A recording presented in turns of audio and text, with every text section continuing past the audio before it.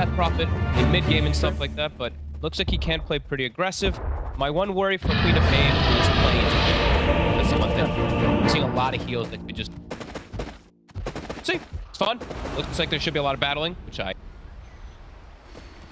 Exciting matchup, indeed, to just see sort of whose aim is better one here. You know, both teams coming with a bit of a different approach to really seeing.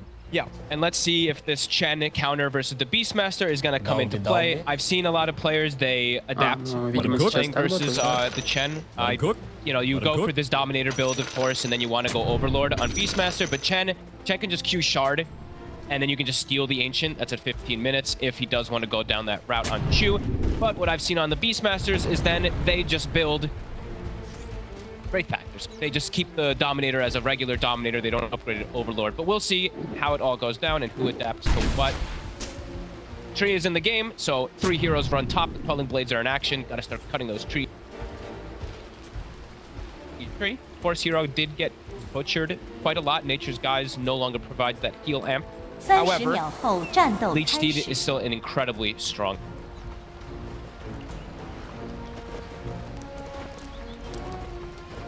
Mango. Paul, do that. Been nerfed, but celery. Work. Yeah, I still really... I think this hero is still pretty strong. Sure, yeah, you're Living Armor, you don't get that heal function, but yeah, Leech Seed is still super strong. Living Armor, it's really... Sure, all these little things add up, but Now, same amount of reed trees. Creating a bit less of this.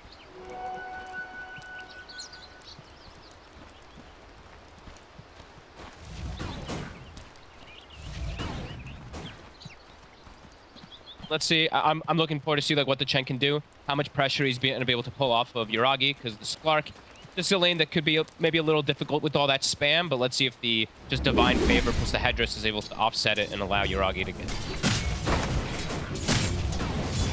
It is a lot of spam. It is a ton. I mean, they even just went Bassi, but look at Ace, the first item Basilia, so they can just keep throwing that spam and slow down Yuragi's farm, but the Headdress will be able to slow down. I'm mostly going to be looking at mid. I'm going to see how Quinn's going to do on this pain since we have too much. And now he's going to do versus... I think he should do fine. Should do pretty I okay. think Quinn should be able to get a bit of an edge here. We'll get a few denies in. See on the odds here? I just partner. Pretty close, but getting gladiators is... Tal'Darim almost lost his courier to creeps. Yeah, he walks away with 10 HP up top. Look at it. Getting hit by 3 melee. Creep pulling shenanigans. Seeing something you kind of have to do. The lane up top, they're very slow. Earth Spirit and Death Prophet, 290, 285. Have to keep the lane in a good...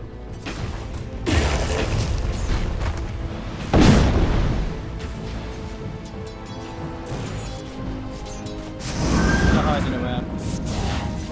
Job of clearing them out. Good lane. Just yeah, BZM's just getting nukes. Eyes in.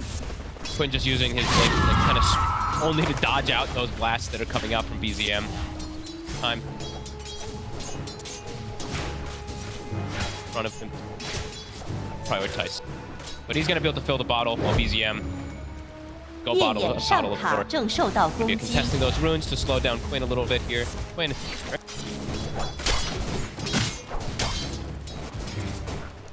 Yeah, let's see if Chu decides to move around a little bit with his Chen, get some like creeps or something like that and check the rune mid laner, because then that's how you can bully it versus we don't have a bottle hero mid. We saw there, Sentry was already placed early on, hopefully to block out that medium camp Chu. Gaming Gladiators, they immediately did their homework, they did their prep, they know this Chen was coming in, well, they saw the Chen come.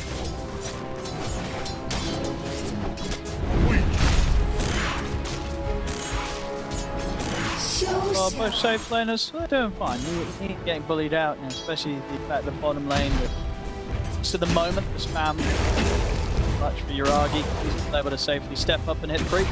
Good denies coming out though. Look at the top. Drow has 8 denies on the right.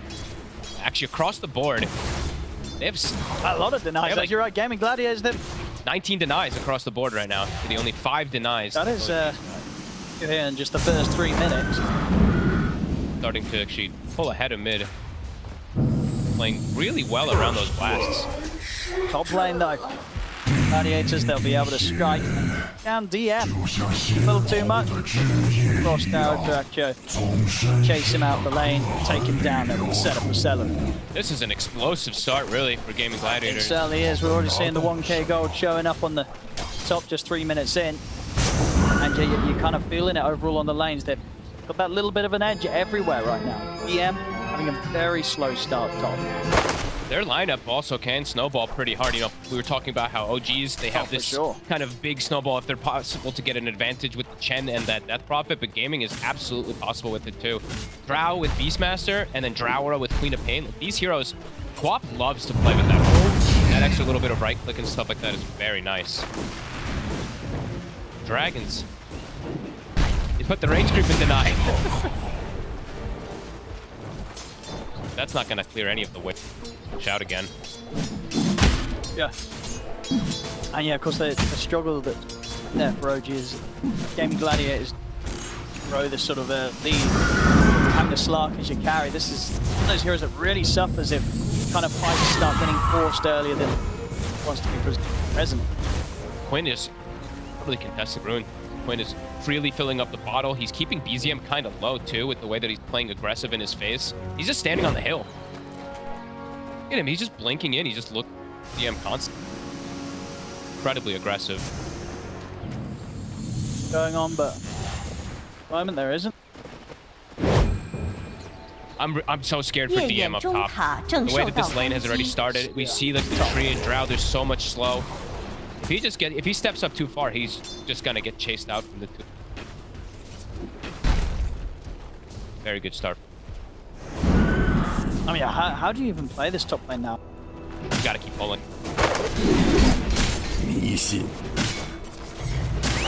Bottom now. Now's the point where the nukes are gonna start adding up. This sort of next a 2-level period where Yuragi's not trying to work his way towards that 6. He's gonna feel the pain from Ace and Tofu now that the level. Absolutely. And he went Arcane Boots, right? So look at Ace. Bassy into straight Arcane Boots. We've been seeing this more and more in the Beastmasters. It's putting a lot of pressure. It's already a 2k lead right now for his game. And top Celery was able to type the boots. Taiga up the Courier. Taiga also very slow. Probably so close how they step up like this. So Celery can get some sort of opening on ground.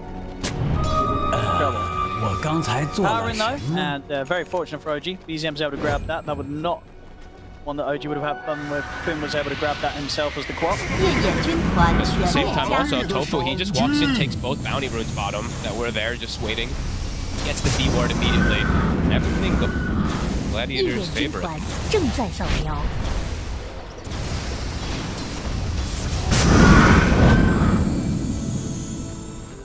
G. Who's going to be the one that sort of enables them, sort of break them out of this tough start that they're... It's got to be Taiga and BZM. It's got to be them together is the thing. Sometimes with Coddle you can make some rotations and stuff like that, but it could be difficult if the side lanes have gone this poorly. How much BZM is on. I think him and Taiga are going to have their work cut out for them. Win already, looking to contest the stacks. He just steals the Centaur and the double Mud Golem. This hurts for the Colt. And one of the reasons why you run this mid Colt is this insane amount of early farm up off the map. And, you know, when picking the Quap allows him to make these sort of aggressive moves. He taps on the progress that BZM's trying to make in his own jungle. It's very hard to be able to back up and farm these Butrips early on as the Colt wants to. It's working beautiful. Jump in with no real hard for anything. Because who's going to be there? Exactly. There's no one else from OG that's going to be hanging around this area, so it's only going to be him and BZM. BZM on his own doesn't pose a threat. Yuragi's, it's just the continuous spam, Yuragi. I mean, the next set of spam might actually bring him down if he's not careful. Very, very careful.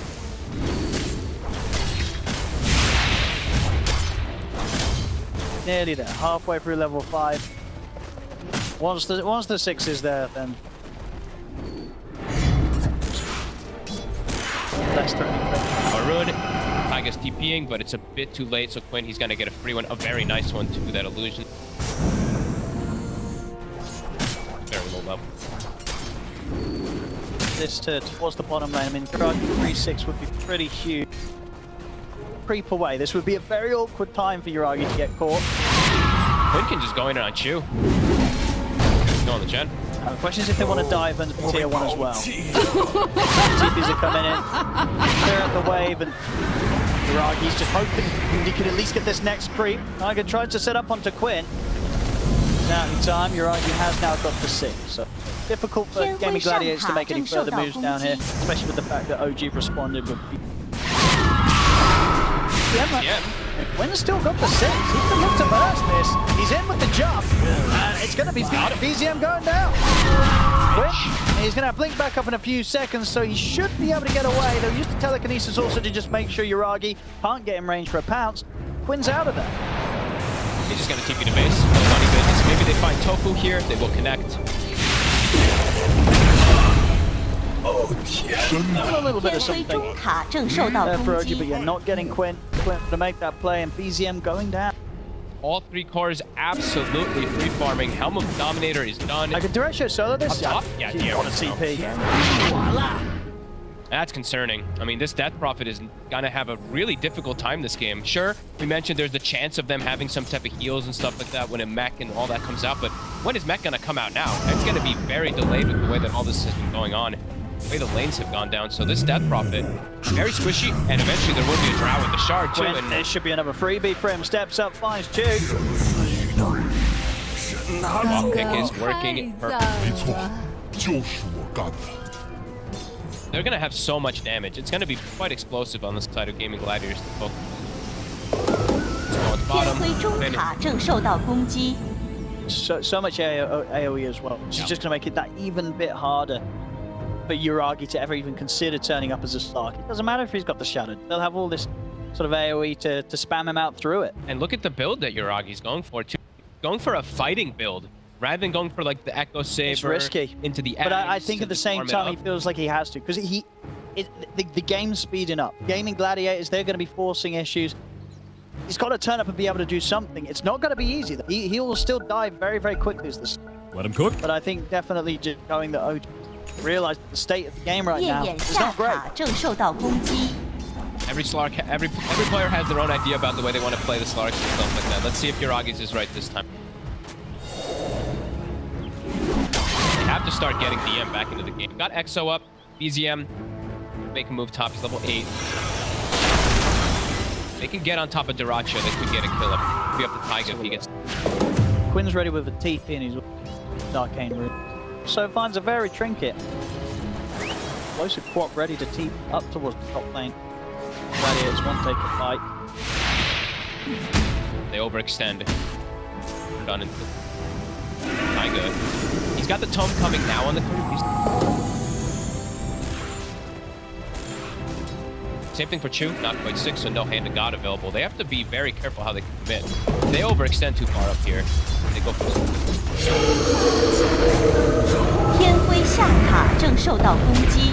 Celery. Range of the stun though. To walk away from this. Living armor in the fortification. They've got the 3 of them here. Looks like they'll let the tower fall. The exorcism, like that at this stage. They don't want to risk like Diracho or one of the farming so well. They don't want to give up that gold. They will give up a tower. It doesn't use it. It costs an X. And it's, you know, a lot of space bottom to fire. Done, so huge amount of damage. In fact, he's got the fairy trinket combination with Kaya. So gonna hit hard. Yuragi shows up early, could just detonate. Yeah, it's a very scary. Said they're eventually gonna get some type of healing coming up, but DM is very far behind on this next drop. And that's the reveal. So Quinn immediately is gonna point out he's gonna be team. He's got a defusal right away. It was used on him. AC has still queued up the Helm of the Overlord. Let's see if Chen does queue up the Shard ASAP. Racked and steal it. 6k lead. Even Gladiators just chilling back. Right?